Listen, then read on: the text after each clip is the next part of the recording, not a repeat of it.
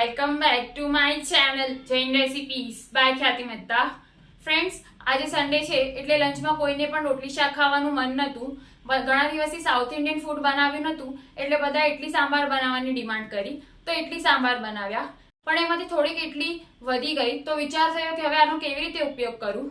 તો મેં સોચ્યું ચલો એક નવી રેસીપી ટ્રાય કરું અને તમારી સાથે પણ તે શેર કરું. રેસીપીનું નામ છે મેક્સિકન દહીં તડકા ઇડલી. તો ચલો ફ્રેન્ડ્સ, આપણે મેક્સિકન દહીં તડકા ઇડલી બનાવવાનું સ્ટાર્ટ કરીએ હવે. જો તમને મારી આજની બતાવેલી રેસીપી ગમે તો મારી ચેનલને સબસ્ક્રાઈબ જરૂરથી કરજો અને સાથે સાથે બેલ આઇકન પર પણ ક્લિક કરજો. ફ્રેન્ડ્સ, મેક્સિકન દહીં તડકા ઇડલી બનાવવા માટે મેં અહીંયા વધેલી 6 ઇડલી લીધી છે. ઇડલીને આપણે આવી રીતે 3 પીસમાં કટ કરી લઈશું. તમે જોઈ શકો છો, મેં આવી રીતે બધી ઇડલીને 3 પીસમાં કટ કરી લીધી છે. હવે આપણે ઇડલીને ફ્રાય કરવાની છે. તમારી પાસે જો એર ફ્રાયર હોય તો તમે તેને એર ફ્રાય પણ કરી શકો છો.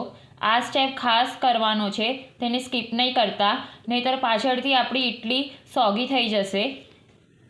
ઇડલીને આપણે 2 બેચમાં ફ્રાય કરશું. મેં અહીંયા એકસાથે ઇડલીના પીસ કડાઈમાં એડ કર્યા છે એટલે તે થોડાક એકબીજા સાથે ચોંટી ગયા છે, પણ ફ્રાય કર્યા પછી તે છૂટા પડી જશે. ઇડલીને આપણે મીડિયમ ટુ હાઈ ફ્લેમ પર ફ્રાય કરવાની છે. એક બેચને ફ્રાય કરતાં 4 થી 5 મિનિટ જેટલો સમય લાગે છે. આપણો એક બેચ ઇડલીનો ફ્રાય થઈને રેડી છે, તો હવે તેને પ્લેટમાં લઈ લઈશું. આવી જ રીતે ઇડલીનો બીજો બેચ પણ આપણે ફ્રાય કરીને રેડી કરી લઈએ. ફ્રેન્ડ્સ, વધેલી ઇડલીમાંથી બનાવેલી મેક્સિકન દહીં તડકા ઇડલીની રેસીપી એટલી ડેલિશિયસ અને યમ્મી બને છે કે તે ખાધા પછી તમે બીજી વાર સ્પેશિયલી આ રેસીપી બનાવવા માટે ઇડલી બનાવશો.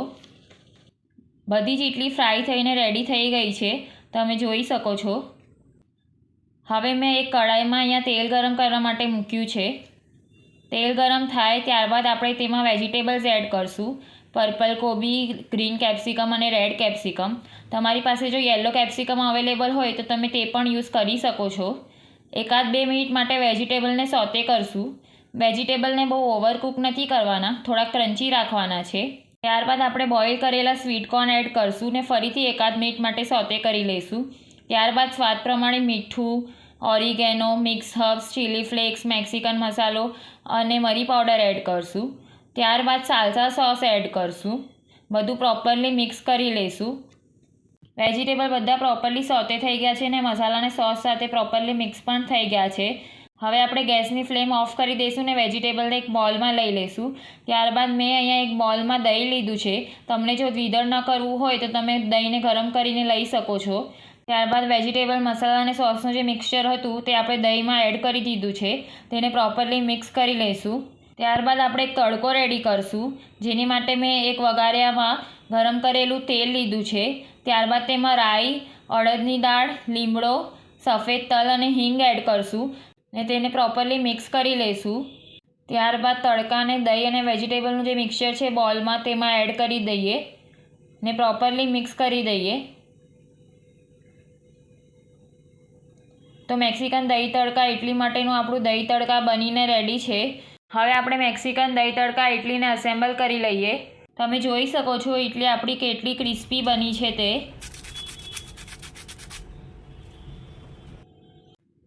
હવે આપણે જે દહીં તડકા રેડી કર્યું છે તેને ઇડલી પર પોર કરી દઈએ. ફ્રેન્ડ્સ, જો તમને મારી બતાવેલી રેસીપી ગમે તો ચેનલને લાઇક, શેર અને સબસ્ક્રાઈબ જરૂરથી કરજો અને મને કમેન્ટ કરીને જણાવજો રેસીપી કેવી લાગી. આપણા પાસે જે આ દહીં તડકાનું મિક્સચર વધ્યું છે તેમાંથી હજી એક ઇડલી દહીં તડકાની પ્લેટ રેડી થશે. દહીં તડકા ઇડલીને કોથમરી અને ચીલી ફ્લેક્સથી ગાર્નિશ કરી લઈશું. તો આપણી મેક્સિકન દહીં તડકા ઇડલી બનીને રેડી છે. Thank you so much for watching my video.